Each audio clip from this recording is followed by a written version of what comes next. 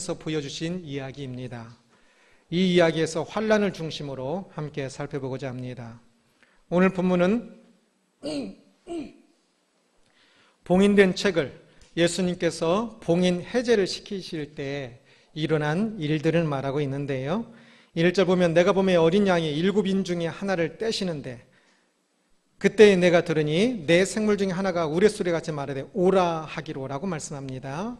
7인 중에 하나를 뗀다라고 이야기하는데 이 떼다라는 뜻은 열다 또는 깨뜨리다라는 뜻입니다. 그래서 납땜한 정도 또는 열쇠 그 정도 생각하셔도 됩니다. 그래서 그 7인 인은 이제 도장을 찍어서 딱 봉한 것을 이야기하는 건데 그 찍힌 그 인을 하나씩 이렇게 엽니다. 그때마다 그 책의 내용이 상징적으로 나타나게 됩니다. 그래서 먼저 앞에 내가 내 그 봉인된 그것을 여는 것을 살펴보겠는데요. 첫 번째 것을 떼었을 때 흰말을 탄 어떤 왕 같은 이가 나타나고 그가 전쟁에서 계속 승리를 한다라고 이야기를 합니다. 흰색은 승리를 상징하는데요. 그 흰말 탄 이가 전쟁에서 승리한다는 뜻은 반대로 또 어떤 말일까요? 다른 이들은 계속 전쟁에서 패배한다는 것을 의미할 것입니다.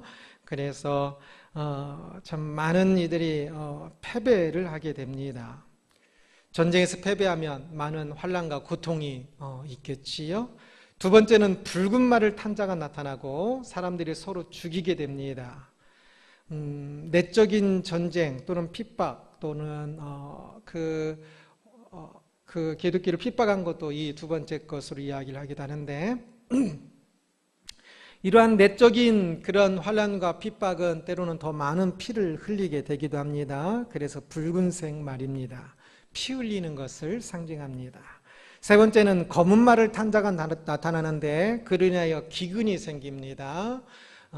그래서 검정색 하면 벌써 그러한 어둠 그러한 이미지가 있지 않습니까? 그로 인하여 세상에 많은 기근이 생겨서 물가가 10배 이상 오른 것을 이야기합니다. 오늘 당장 물가가 한 10배 오른다고 생각해 보십시오. 쌀, 먹을 것들 전부. 그러면 굉장히 더 궁핍해지고 가난해지겠지요. 네 번째는 청황색 말을 탄 자가 나타나는데 청황색은 때로는 밝은 녹색을 이야기하기도 하지만 여기에서는 이제 핏기 없는 색이라고 생각하시면 됩니다. 그래서 죽은 자의 얼굴이 핏기 없는 색, 죽은 자의 얼굴에 핏기 없는 청황색 생각하시면 되는데 그 창백한 색이지요. 그 창백한 색의 말을 탄 자가 나타나는데 그래서 여러 종류의 죽음을 가져오는 이야기입니다. 여기서 그 미래에 있을 일들을 네 종류의 네 가지 색깔의 말을 탄 이가 나타나서 그 색깔들이 상징하는 그러한 어려움들을 가져오는 이 일들은, 이 사건들은 때로는 학자들은 이것이 이제 이 당시에 1세기에 임박한 미래의 일에 대한 것이다. 그래서 활을 가진 옆 동네 로마 옆에 다른 나라 이야기 또는 어떤 핍박 그런 것들로 해석을 하려고도 많이 했었고요. 또는 이것이 이제 미래의 마지막 시대에 있을 이야기다라고 해석을 하기도 했는데 그러나 그것보다는 이 네 가지를 통해서 나타내는 것은 미래의 심판 순환을 의미하는 것으로 그때부터 오늘까지 아니 이 세상의 종말까지 이 네 가지가 때로는 반복적으로 때로는 간헐적으로 이러한 미래의 모습들이 반복하여 일어나는 것에 대해서 이야기하고 있다라고 생각하시면 됩니다. 그래서 이 미래에 대한 일은 바로 이 네 가지 것으로 조금 더 확연하게 더 보여주고 있는 것인데 이 네 봉인을 떼면서 보여주는 이 네 가지의 미래, 모든 인류의 모든 시대에 걸쳐서 모든 사람들의 이 미래의 이 모습의 핵심은 네 가지 다 환난이라는 것을 볼 수가 있습니다. 여기서 우리의 미래에 대해서 한번 생각해 보시지요. 한번 예측해 보십시오. 나의 미래는 어떻게 될까? 미래이기 때문에 확실하게 예측할 수 있는 것이 지극히 드물지요. 무엇을 할 것 같다고 생각했다가도 미래는 진짜 아무도 모르지 않습니까? 그런데 미래에 대해서 가장 확실한 두 가지를 예측한다면 거의 확실하게 예언할 수 있는 두 가지가 있는데 그 하나는 죽음이고, 그래서 우리는 항상 나의 장례식이 있음을 꼭 기억하면서 살아야 합니다. 모든 사람에게는 죽음이 분명히 있을 것이고, 또 하나는 분명히 모든 사람에게 뭐가 있냐면 환난이 있을 것이다 하는 것을 볼 수가 있습니다. 사람들은 보통 죽음에 대해서는 준비하지는 않지만, 죽음을 아는 것처럼 사는 것 같지는 않지만, 그래도 죽지 않는다고 생각하는 사람은 없어요. 죽음이 자신의 미래이라는 것을 다 받아들이지요. 그러나 환난에 대해서는 환난이 자신의 미래일 것이라는 생각을 사람들이 거의 안 해요. 이 두 가지 미래 중에 어떤 것이 더 확실할까 생각해 본다면, 죽음은 혹 예수님께서, 우리가 죽기 전에 예수님께서 재림하실 수 있어요. 그러면 죽음은 우리의 미래가 아닐 수도 있어요. 그러나 환난은 분명히 우리의 미래일 것입니다. 환난의 종류가 다를 뿐, 고통의 종류가 다를 뿐, 우리의 미래에는 분명히 많은 여러 종류의 아픔과 고통들이 있을 것입니다.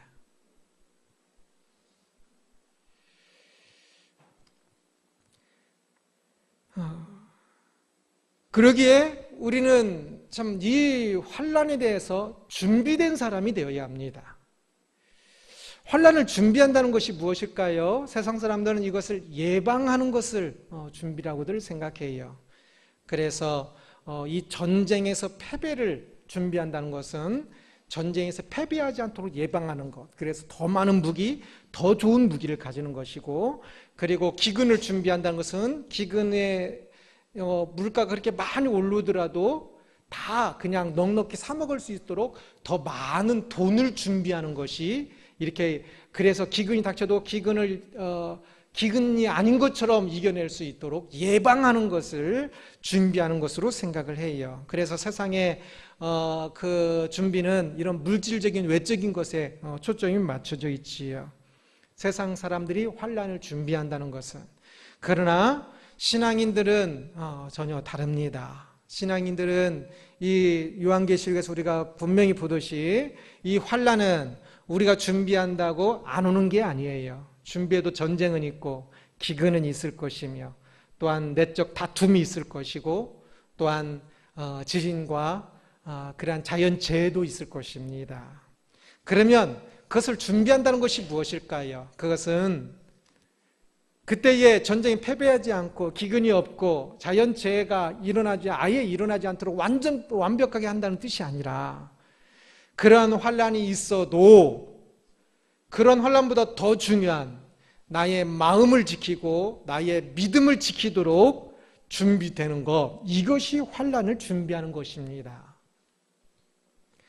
그래서 신앙인은 미래에 그 어떤 환난이 있어도 그것 때문에 기근이 있을 때 그 기근 때문에 나의 믿음을 놓치고 는 것이 아니라, 나에게 어떤 개인적인 문제가 있을 때 그 문제 때문에 나의 믿음이 약화되고 놓치는 것이 아니라, 그러한 그 문제가 생겼을 때도 여전히 그 나의 믿음을 더욱더 이어갈 수 있도록 오늘 나의 믿음을 준비하는 것이지요. 하나님과 우리의 사이의 관계에 있어서도 그 환난이 있을 때가 있어요. 그래서 믿음의 그 영적인 어둠이라고도 이야기를 하는데요. 하나님께 기도하는데 기도도 안 되고, 하나님을 생각하는데 기도도 응답도 안 하시는 것 같고, 말씀을 보아도 재미가 없고, 예배를 드려도 감동이 없는, 하나님을 향한 어떤 막힌 것 같은 그런 환난이 있을 때가 있어요.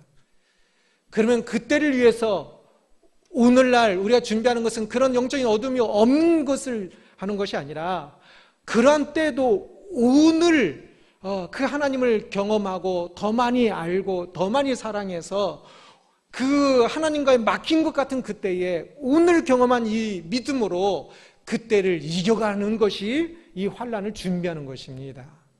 사람들과의 관계도 그래요. 사람들과의 관계에서도 아무리 좋은 것 같지만 그러나 지나가다 보면 진짜 미워질 때가 있어요. 사람들이 다 미워질 때가 있고 어떤 사람이 미워질 때가 있어요. 그때 그 환난을 이긴다는 것은 그렇게 미운데도 불구하고 여전히 사랑하는 것이 환난을 이기는 것이거든요. 그래서 그 사람을 오늘 그 사람을 조금 더 사랑하는 마음을 쌓아서 그 사람이 미워질 때도 여전히 사랑하는 것.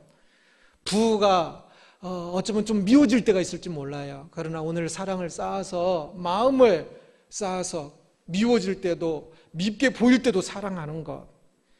오늘 원수를 사랑하는 훈련이 되어져서 원수처럼 그 사람이 보이는 환난이 있을 때 그럼에도 불구하고 그 사람을 여전히 사랑하는 것, 이것이 환난을 준비하는 것입니다.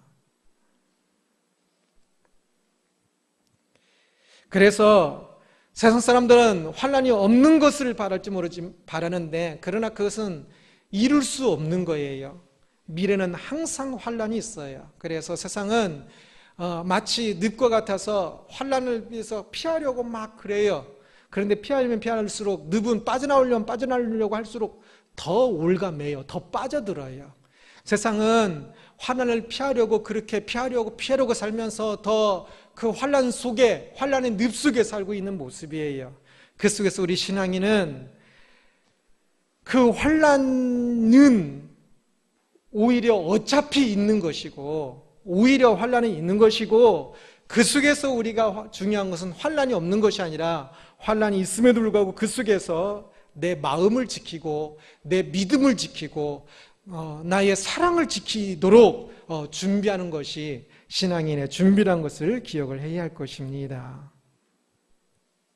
신앙인에게도 환난은 고통입니다. 심지어는 이미 천상의 자리에 있는 사람들에게도 환난은 이 세상 사람들이 아직도 환난 당하고 있는 그 모습이 가슴 아프게 느껴지고 좀 의아하게 느껴지기도 했나 봐요. 5번째 인을 떼는 이야기가 나오는데요. 5번째 인을 떼어서 이제 또 미래에 있을 그 또 한 모습을 보여줍니다. 미래에 천상에 있는 순교자들이 하는 말을 보여주는데요. 그 9절 10절 보면 5째 인을 떼실 때 내가 보니 하나님의 말씀과 그들이 가진 증거로 말미암아 하나님 말씀 때문에 또 그리고 그들이 복음을 전한 그것 때문에 죽임을 당한 영혼들은 간단히 말하면 누구라고 말할까요? 순교자들입니다. 이 순교자들이 제단 아래에 있어 큰 소리를 불러 이르되 거룩하고 참되신 대주제여 땅에 거하는 자들을 심판하여 우리 피를 갚아주지 아니하시기를 어느 때까지 하시려나이까. 우리가 저들의 환난, 저들이 핍박을 인하여 죽음을 당하여서 여기 왔는데 우리의 이 억울한 이것을 왜 갚아주지 않습니까? 저들을 심판하지 않습니까? 라고 말하는 미래의 그 천상에 있는 그 순교자들의 말을 보여주고 있습니다. 그들에게도 이 환난은 조금 의아했던 것 같아요. 그러자 예수님께서 대답하십니다. 11절 보면 각각 그들에게 흰 두루마리기를 주시며 흰 옷을 주신다는 거지요. 흰 옷은 승리를 상징해요. 너희들이 세상에서 죽임을 당했으나 실제 환난을 당하고 죽임을 당했으나 그것은 오히려 승리다 라는 의미로 흰 옷을 주는 거예요. 아직 잠시 동안 쉬되 그들의 동무 종들과 형제들도 자기처럼 죽임을 당하여 그 수가 차기까지 하라. 세상에 있는 환난에 대해서 너희들이 너무 걱정하지 마라. 저들의 나쁜 사람들이 저렇게 막 날뛰는 것에 대해서 너무 걱정하지 마라. 그냥 쉬어라 라고 말씀하시는 거예요. 그리고 그 수가 차기까지, 순교자의 수가 더 차기까지 더 있어야 한다라고 말씀하셔요. 하나님께서 보시는데 아직도 여전히 순교자가 더 있어야 한대요. 더 많은 환난이 있어야 한대요. 세상은 여러 종류의 더 많은 환난이 있어야만 합니다. 열린 책을 통해 밝히 가르쳐주는 것은 미래의 일에 대해서 가르쳐주고 있는 이 요한계시록, 이 이야기를 통해서 우리에게 밝히 가르쳐주는 것은 우리의 미래에 무엇이 있다는 겁니까? 환란이 있다는 것입니다. 별로 이렇게 재미없어 하시는 것 같은데 환란이 있다고 하니까 재미없지요. 미래에 행복이 있어야 조금 재미있는데 미래에 환란이 있다고 하니까. 그런데 이것을 분명히 알아야 합니다. 신앙인은 이것을 어떤 신앙인은 이것을 모르는 것처럼 살고 있어요. 그래서 아직도 환란이 없도록 예방해야 한다고 생각을 해요. 그래서 열심히 살았는데 왜 환란을 당하느냐고 불평하며 낙심하기도 해요. 그러나 열심히 살든 안 살든 환란은 있어요. 옛날에도 어려움들이 있었지 않습니까? 이 환란은 이제 국가적으로 생각하면, 크게 생각하면 전쟁, 기근 막 이런 거 생각할 수 있고요. 개인으로 생각하면 무엇이 있을까요? 개인으로 생각하면 또는 외적인 어려움, 외적인 것으로 오는 뭐 회사에서 잘린다든지요. 또 두 번째는 내적인 어려움이죠. 피 흘리는 거. 내적으로 집안에 가까운 사람들과 어떤 집안의 일들로 인해서 많이 아픔을 당하는 것이든지요. 세 번째 기근, 이건 가난입니다. 갑자기 가난하게 되는 것이 될 수 있어요. 네 번째, 그러한 창백한 말을, 색깔의 말을 통해서 어떠한 그러한 죽음의 일들이 있다고 했죠. 진짜 그렇게 힘든 일들이 또 있을 수가 있어요. 그런 일들이 항상 모든 사람에게 있다는 거예요. 말씀에서 이것을 우리에게 가르치고 있으니까 우리는 이제 이 환란이 있다는 것을 알아야 돼요. 교회 다니면 이런 환란이 없는 게 아니에요. 여전히 교회 다니든 안 다니든 모든 사람에게 있어요. 신앙의 길을 열심히 가든 열심히 가지 않든 모든 사람에게 있어요. 그리고 그 미래의 환란에 대해서 더욱더 충격적인 것은 그 환란의 근원이 하나님이라는 것입니다. 세상에 환란을 가져오는 이 말탄 이들, 여러 색깔의 말탄 이들은 전부 하늘의 하나님께 명령을 들어서 세상을 향하여 가요. 그래서 오라라는 이 단어는 이 헬라는 가라로도 번역할 수 있는, 동일하게 가라로도 번역할 수 있는데, 그래서 이 말탄 사람들에게 오라 하면서 가까이 와서 명령을 하고 그 말탄이들이 세상을 향해 어떤 또 가라는 의미가 있어요. 그래서 세상 이 땅에 내려오는 것을 의미해요.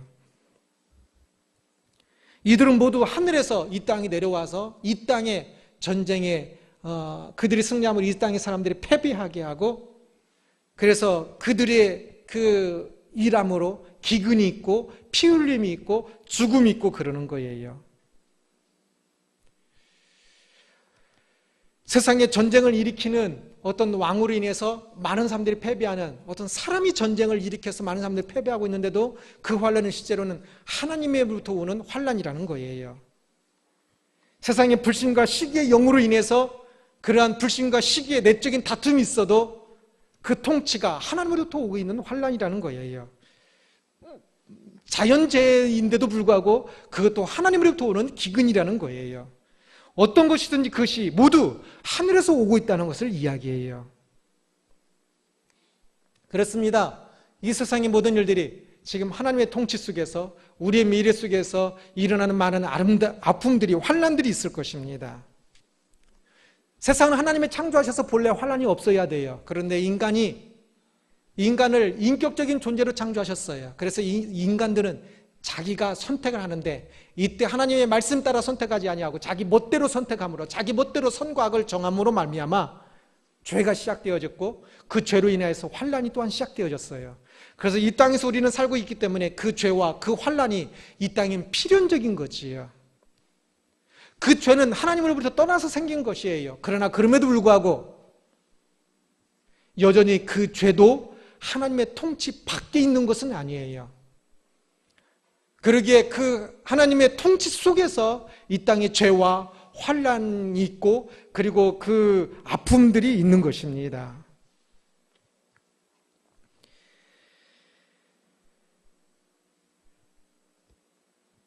이 환란은 그래서 참 그 두 가지 의미를 갖는데요. 불신자에게는 철저히 심판이에요. 그들의 죄에 대해서 죄 때문에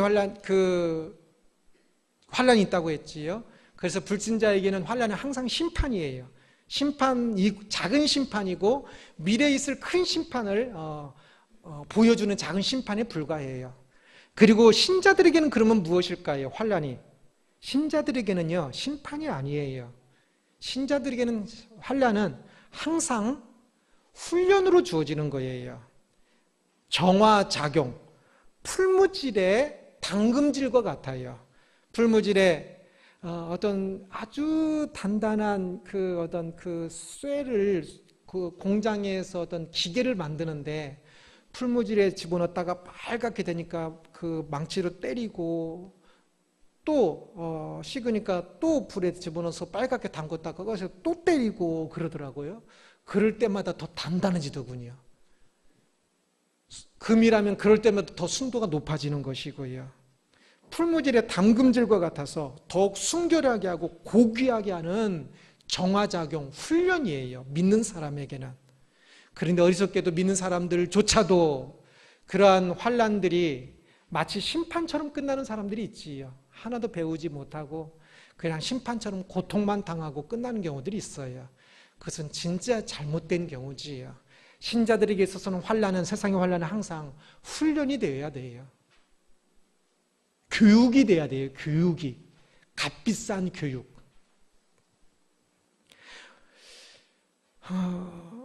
환란이 미래에 있어서 필연적인 것이라면 저는 이 환란에 대해서 조금 더 적극적인 자세를 가져야 한다라고 생각합니다. 아직도 세상 사람들처럼 그냥 환란을 피하기 위해서, 예방하기 위해서 모든 정력을 쏟을 것이 아니라 오히려 환란을 당하기 위해서 환란 속으로 들어가는 것이 필요하지 않을까 생각해 봅니다. 그래서 지극히 제 개인적인 의견으로는 저는 환란의 고난의 총량이 있다고 생각을 해요. 모든 사람에게 고난의 총량이 거의 비슷하게 모든 사람에게 있다라고 생각을 해요. 신자에게는 신앙이 훈련을 받아야 하기 때문이고 불신자이 이 땅에서라도 또한 심판을 받아야 하기 때문에 그래요. 그렇다면 신자가 그 고난을 받을 때 그렇게 가슴 아픈 환난을 당하는 것보다 가슴 아픈 소모적인 환난으로 우리의 환난을 채우기보다는 조금은 더 생산적인 환난으로 우리의 환난을 채우면 어떨까라고 생각을 해봅니다. 그래서 믿음 때문에 당하는 환난, 불신 때문에 당하는 환난이 아니라 믿음 때문에 당하는 환난, 사랑하느라고 당하는 수고. 사랑이란 것은 다 수고입니다. 우리는 세상 사람들처럼 어떻게 해서든지 환난을 안 당하려고 하다 보니까 사랑조차도 안 하려고 그래요. 사랑하다 보니까 다 힘들거든요. 하나님을 사랑하는 것도, 예배하는 것도 힘들고 이웃을 사랑하는 것도 힘들거든요. 조금 사랑하다 보면 문제가 생기고 또 뭐 다툼도 생기고 그러니까 막 거의 뒤어버리는 거죠. 오, 사랑하려고 했다가 이 사랑이 얼마나 위험한가. 세상에 가장 위험한 게 사랑입니다. 그래서 그 사랑을 조금 하려고 했다가 위험하니까 자기 손이 아프고 자기 마음이 아프니까 거기서 손을 떼버리는 경향들이 있는데 아니에요. 그 사랑하다가 당하는 그 환난이, 그 아픔이 엉뚱하게 당하는 환난보다 훨씬 낫지 않겠습니까? 환난의 총량을 채우려고 한다면 사랑과 섬김의 수고로 환난의 고난의 총량을 채우는 것이 지극히 아름다운 일이 아니겠습니까? 그래서 수고와 섬김으로 환난을 당하고 안 당해도 되는 환난을 당하고 환난 아닌 환난을 육신의 환난을 당하면서 열심히 살면서 고난의 총량을 채우면 가슴 아픈 환난을 당하는 일이 상대적으로 적지 않을까라고 생각을 합니다. 그래서 세상 사람들처럼 환난을 피하려고만 하지 말고 조금 더 사랑의 이 환난들을 조금 더 많이 당해보십시오. 당하면서 사십시오. 사랑하기 때문에 겪는 고난, 고통, 이것도 없이 살고 있으면 죽임을 당한 흔적을 가지고 계신 그 예수님을 어찌 볼 수 있겠습니까? 세상의 환란이란 제목으로 말씀을 살펴보았습니다. 미래의 일이 담긴 책이 열리면서 보여준 이 땅의 모든 사람들의 미래는 환란이라는 것으로 가장 요약된다는 것을 보았습니다. 세상에 앞으로의 미래에 환란이 없었으면 좋겠는지요.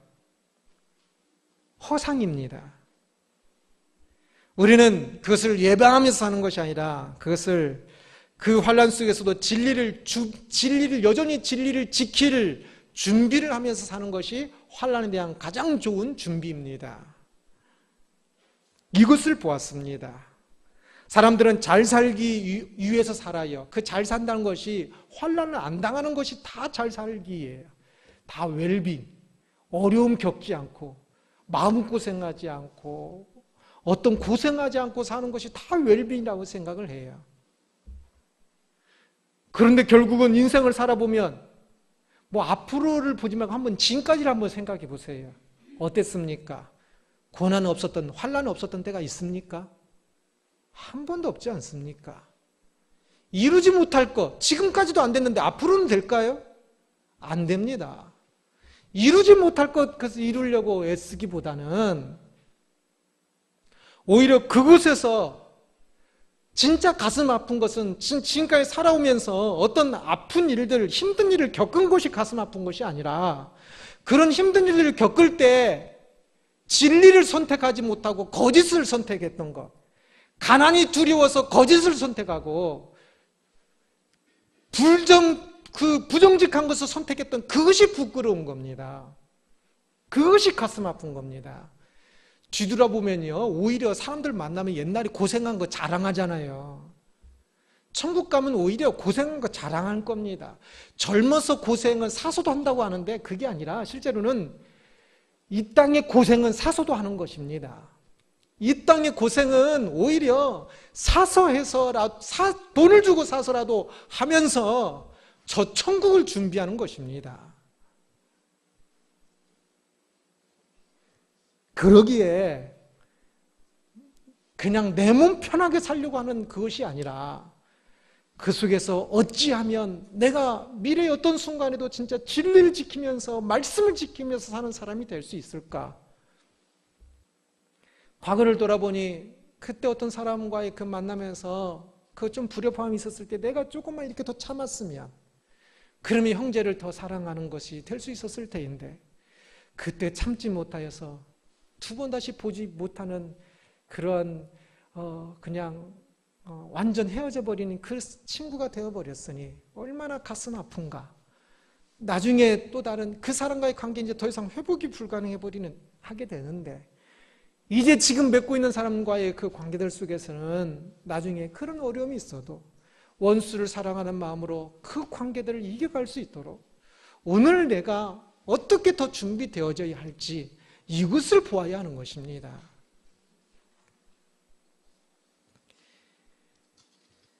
신앙인에게는 오히려 환란이 승리의 표시가 됩니다.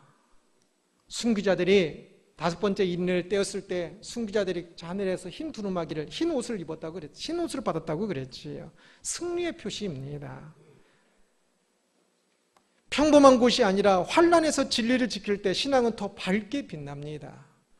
나를 좋아하고 내가 좋아할 만한 사람을 사랑하는 것은 사랑의 지극히 작은 것이고 나를 싫어하고 또 나도 그 사람이 싫어지는데 그런데도 불구하고 사랑하는 것이 진짜 사랑이고요. 큰 사랑이고요. 진짜 미운 원수까지 사랑하는 것이 진짜 사랑을 빛나게 하는 진짜 사랑 아니겠습니까? 그렇게 환란에서 오히려 더 진짜는 진짜가 됩니다. 어두울수록 빛이 더 환하게 보이듯 환란 속에서 우리의 믿음은 더욱더 환하게 찬란하게 빛날 것입니다. 기본적인 예방들은 해야겠지요. 그렇다고 보험 들지 말고 돈 저축하지 말고 그런 뜻이 아닙니다. 그러나 어쩔 수 없이 미래는 많은 환난과 어려움이 있다는 사실을 기억하십시오. 그리고 그때 무엇보다 중요한 것은 진리를 지키는 것이며, 그래서 그것을 준비한다는 사실을 기억하십시오. 모든 이들이 피할 수 없는 환난을 피하려고 난리 법석을 떨며 살고 있는 이 세상에서 지금까지도 안 됐는데 뭐 앞으로는 될까요? 피할 수 없는 그 환난을 피하려고 난리 법석을 떨면서 이제부터라도 웰빙, 이제부터라도 행복하게, 이제부터라도 그냥 편안하게, 여생은 편안하게, 아닙니다. 마지막 시간이 다가올수록 우리들은 더 힘쓰고 수고하여 말씀을 알고, 말씀을 배우는 것도 얼마나 이게 고생인데요.